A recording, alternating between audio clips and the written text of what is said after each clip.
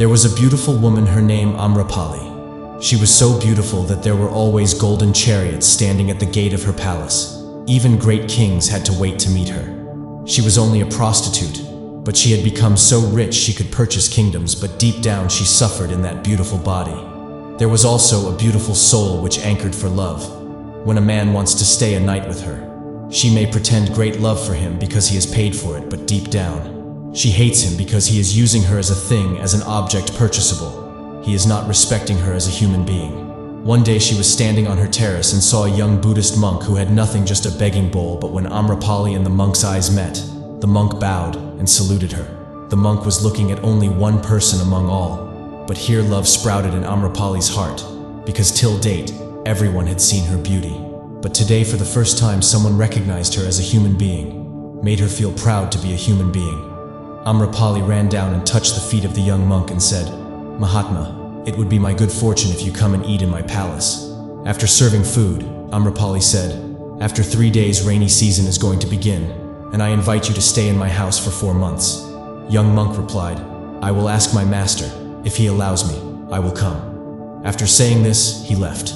Before young monk could reach assembly, monks who saw this rushed to Buddha and said, "Young monk has to be stopped. Amrapali has invited him to her house to live for 4 months, and a monk staying 4 months in a prostitute's house. It's not right." Buddha said to them, "Keep quiet, let him come." Young monk came, touched Buddha's feet, and told him the whole story. "A woman has invited me to her house. She is a courtesan. She asked me to stay for 4 months in her house. Every monk will be staying somewhere in somebody's house for 4 months. I have told her that I will ask my master, so I am here. I will do whatever you say." Buddha looked into his eyes and said, "You can stay." It was a shock. Thousands monk who were there couldn't believe that Buddha has allowed a monk to stay in a prostitute's house. After 3 days, young monk left to stay with Amrapali, and other monks started gossiping. Buddha said to them, "You should keep silent. 4 months will pass, and I trust my monk. I have looked into his eyes, there was no desire. If I had said no, he would not have left anything. I said yes, he simply went. Why are you all getting so agitated and worried? If young monk's meditation is deep, then he will change Amrapali. And if his meditation is not deep, then Amrapali may change him. Just wait for 4 months." Despite this, disciples thought, Buddha is trusting too much. That monk is too young and Amrapali is too beautiful. He is taking an unnecessary risk. After 4 months, young man came and touched Buddha's feet. Following him came Amrapali. She touched Buddha's feet. After some silence, Amrapali said, "I tried my best to seduce this young monk in my love, but it was useless.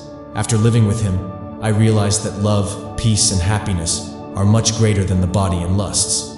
Now I also want to experience this happiness." After some time, Mahatma Buddha gave a sermon to the doubting monks.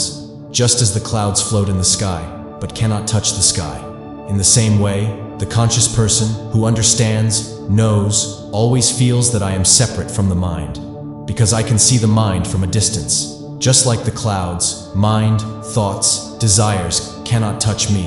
Such a person does not fall down but makes others also rise up with him. Friends, we have 3 main lessons from this story. Lesson 1. The biggest problem is our fear and reaction.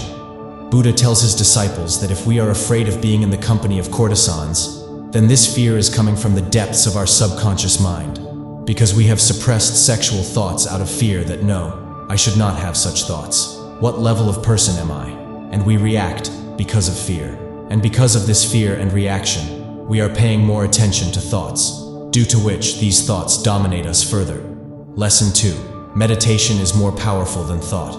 Through meditation, you can elevate your life, your thoughts, your power, even if the mind and body are filled with excitement.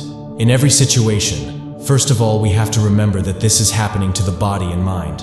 I have the power of meditation, and I am watching all this from a distance. Lesson 3. Practice.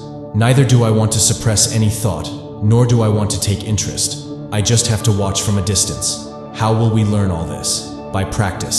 As practice increases, our reaction will reduce, and the intensity of any addiction will keep on decreasing.